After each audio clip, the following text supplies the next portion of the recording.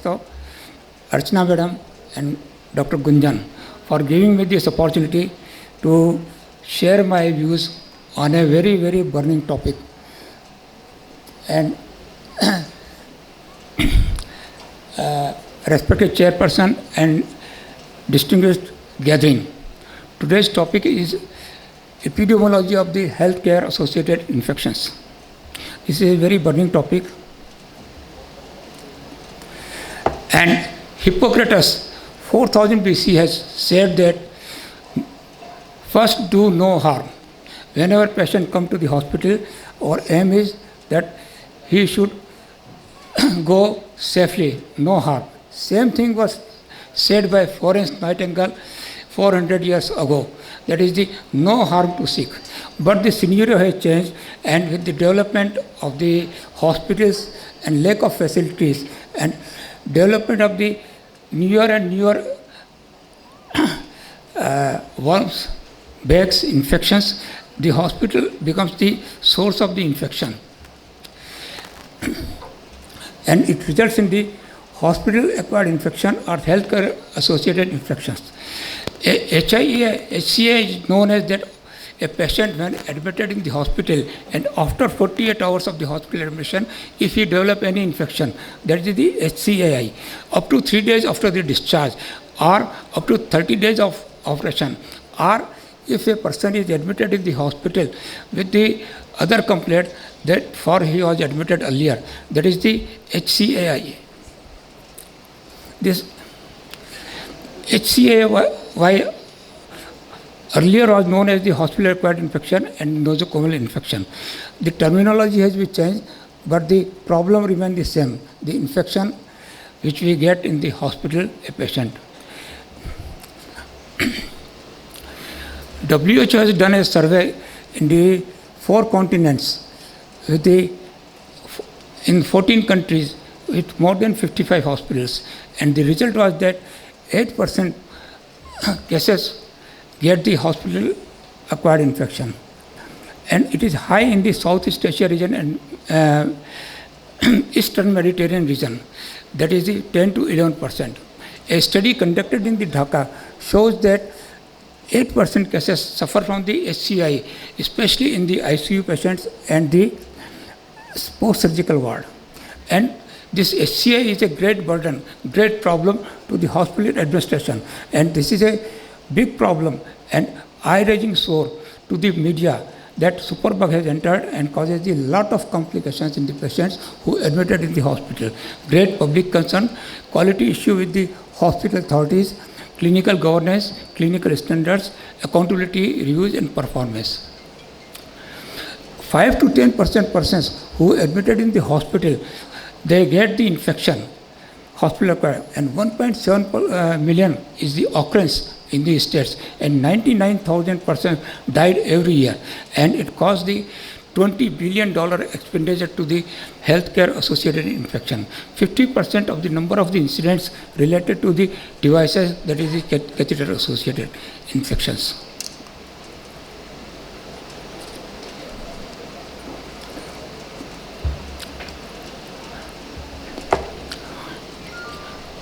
The SSI is the number 1 infection, that is 33%. Next is the VAP, that is 31.6%. Then the CLEPSI, 18.9%, and last is the COTI.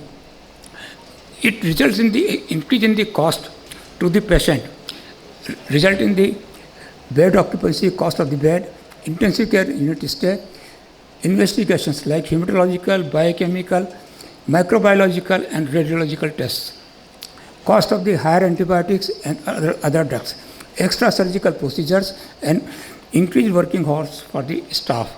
It results in the prolongation of the hospital stay, which varies by the site, greatest with the pneumonia and wound infections.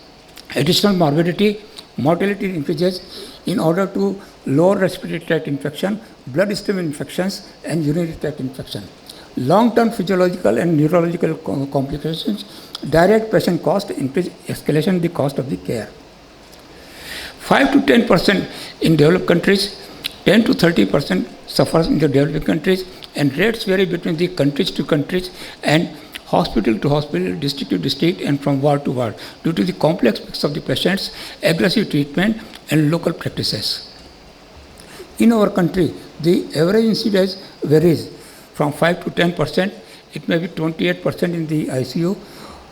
Number one is the UTI, then the surgical site infection, then pneumonia, and then the bloodstream infection. Of course, the data has to be acquired more because we are not having any national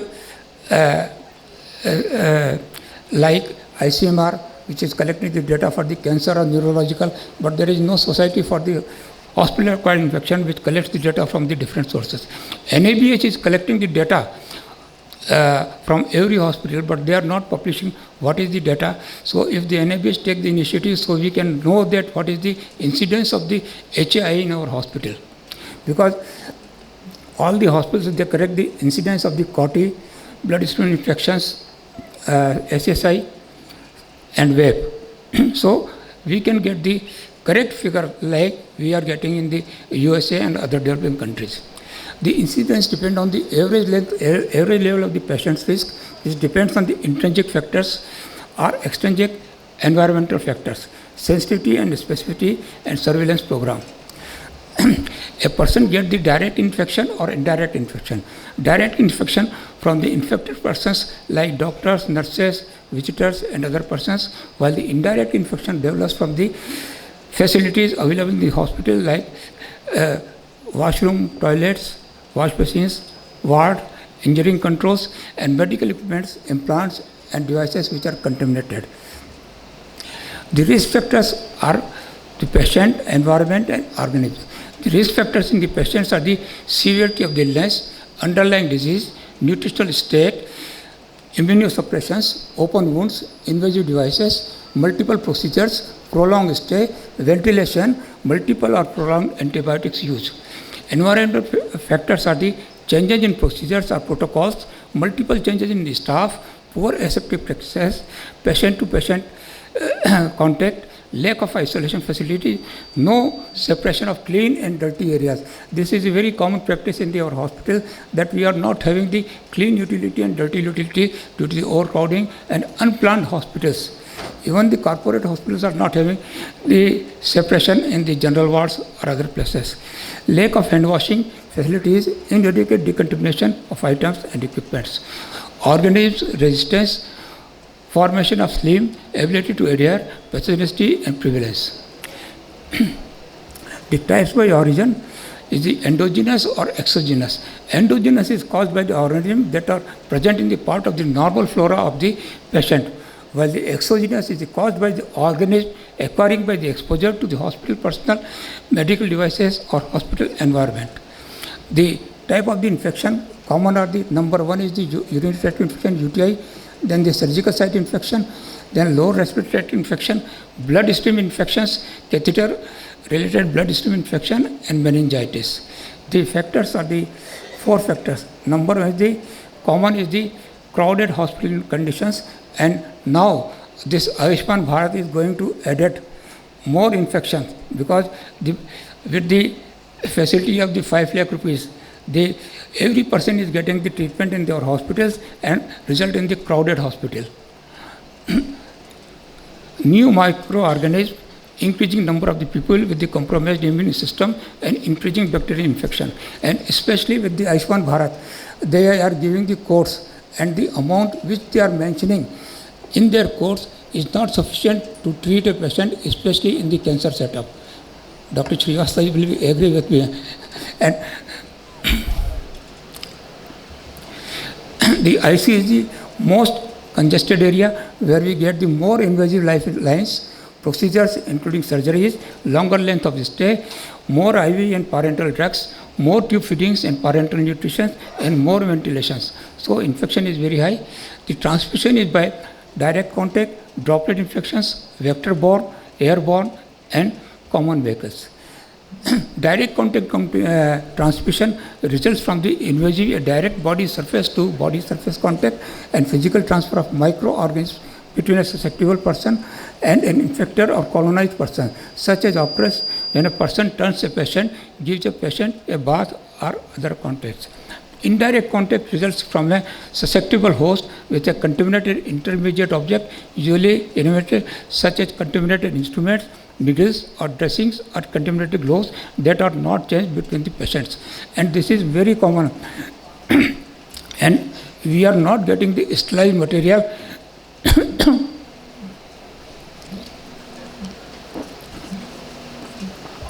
in our hospitals. As a assessor, when I go to the hospitals and I go to CSSD and I inquire how you are measuring the surveillance of the sterilized materials. They are using only one strip of the autoclave, autolog or signalog. They are not doing the chemical 4 or 5 grade or Bovidic test, or they are not doing the leak test, or they are not doing the sport test. So that's why we are not sure that the material which we are using in our hospitals is properly sterilized or not, and it results in the infections. So the first focus is to increase and strengthen our CSSD. It is not only autoclave, but proper maintenance of the autoclave is very necessary, and the leak test. The temperature is not measured that whether it has reached to the 125 degree or 135 degree. The other materials which are available for the sterilization, like ETO or plasma sterilizers, they are not available in the hospitals and they are not using, and that results in the unsterilized materials in the hospitals. The droplet transmissions is generated by sneezing, coughing or respiratory procedures like bronchoscopy, endoscopy or suction. Vector transmission through insects, other invertebrates such as mosquito and fleas. Airborne transmission by the tiny droplet nuclei that remains more than 5 suspended in air. And the corona is the example through which we have got the airborne transmission. Common vehicle transmission is result by the contaminated material and with the infections. The infection is caused by the virus, bacteria, fungi which are present everywhere in our hospital, like the doctor, nurses and other persons. They are the one of the important resident of the hospital, which are invisible but they invade the patients. And this is the common scenario. If we see that where they reside, they are their flats and colony in the hospital. They are present everywhere. सर्वत्र है ना रहते हैं. और यदि if you do not do the sterilization and proper surveillance, the number is increased.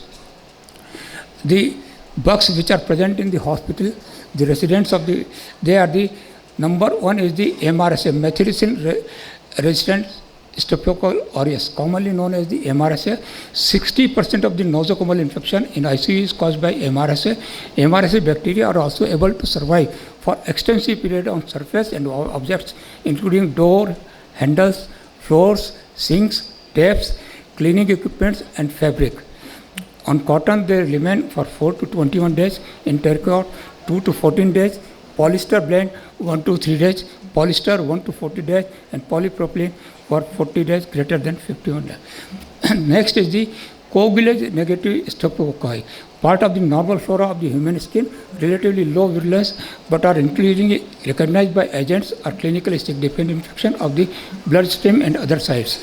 Risk factors for the coagulase negative Staphylococci are the presence of foreign devices such as intravascular catheters, immune compromised patients. Next is the vancomycin resistant enterococci. VRE can live in the human human intestines and female genital tract without causing disease, often called colonization. However, sometimes it can cause infection of that urinary tract, the bloodstream, or of wound associated with catheter or surgical procedures.